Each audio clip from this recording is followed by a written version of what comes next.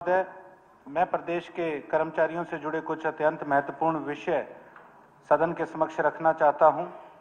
सफाई और सीवरेज कर्मचारी अत्यंत जोखिमपूर्ण परिस्थितियों में कार्य कर रहे हैं। उन्हें स्थायी नौकरी, न्यूनतम 26,000 रुपये वेतन, 50 लाख बीमा और आवश्यक सुरक्षा सुविधाएं दी जाएं। अगला विषय HDDCF में HKRNL के माध्यम से कार्यरत संविदा कर्मचारियों को Haryana contractual employees security of service act 2024 का पूरा लाभ अभी तक नहीं मिला है। सिक्योरिटी पोर्टल की तकनीकी समस्याओं के कारण वर्षों से सेवा दे रहे कर्मचारी वंचित हैं। सरकार से अनुरोध है कि समय सीमा इनकी बढ़ाकर पात्र कर्मचारियों को शीघ्र सेवा सुरक्षा प्रदान की जाए। अगला विषय सरकारी नेशनल कॉलेज सिरसा के संविदा कर्मचारियों का है।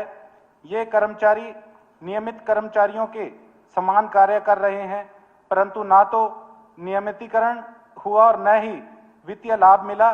संशोधन अधिनियम और न्यायालय के आदेशों के बावजूद लाभ लागू नहीं हुआ है। पात्र कर्मचारियों को नियमित कर लंबित लाभ दिए जाएं। अगला विषय हैफर्ड से जुड़ा हुआ है। 5 वर्ष से अधिक सेवा देने वाले कर्मचारियों को नौकरी सुरक्षा मिलनी चाहिए, परंतु जॉब सिक्योरिटी पोर्टल में हैफर्ड शामिल नहीं है। इसे अधिनियम के दायरे में लाकर कर्मचारियों को न्याय दिया जाए।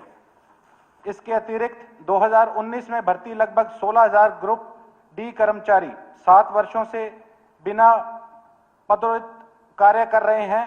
वरिष्ठता सूची जारी कर 50% कोटे के आधार पर शीघ्र प्रमोशन दिया जाए।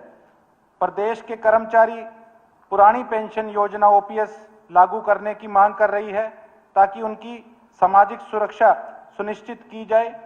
और इसके अलावा हमारे सिरसा के अंदर पूर्वांचल समाज के हजारों श्रद्धालु छठ पूजा मनाते हैं। हर साल उनके लिए कोई पूजा के लिए कोई सुविधा, जैसे कि कोई घाट या स्थान, वो निर्धारित किया जाए।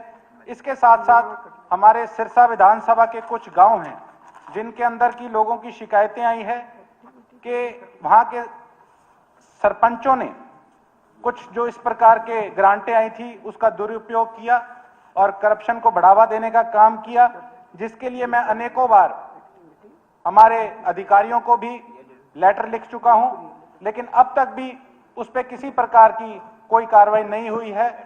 और उससे अगला विषय, हमारे सिरसा के अंदर कुछ कूड़े के डंप हैं, जो कि मुझे लगता है कि कई बार 5वीं 6ठी बार मैं इसे इस सदन के अंदर उठा चुका हूं, लेकिन वो दिक्कत जो है आज वैसी की तैसी है।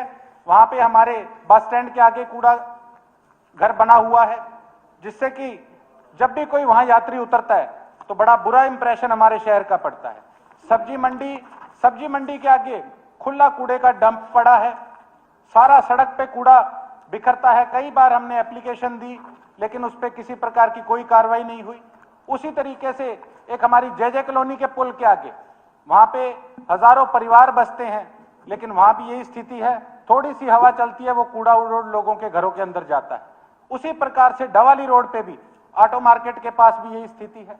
उससे अगला विषय सिरसा की ऑटो मार्केट का, यह भी तीसरी चौथी बार मैं इस सदन के अंदर अध्यक्ष महोदय इसको उठा चुका हूं, लेकिन अब तक इस पे किसी प्रकार की कोई कार्रवाई नहीं हुई है।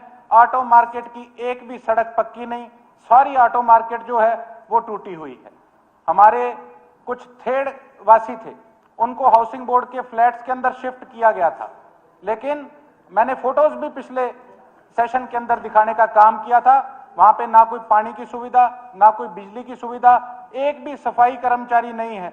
वहां पे कैंसर, TB, हर घर के अंदर 2-2, 3-3 परिजन इन बीमारियों से जो हैं वो जूझ रहे हैं। तो मेरी रिक्वेस्ट है कि इन सारे मुद्दों पे गंभीरता से सोचा जाए और इस पे आगे एक्शन लिया जाए। धन्यवाद। देश और दुनिया की तमाम बड़ी खबरों से जुड़े रहने के लिए लाइक करें, सब्सक्राइब करें YouTube पर सच को हिंदी चैनल और बेल आइकन दबाकर पाएं लेटेस्ट अपडेट सबसे पहले।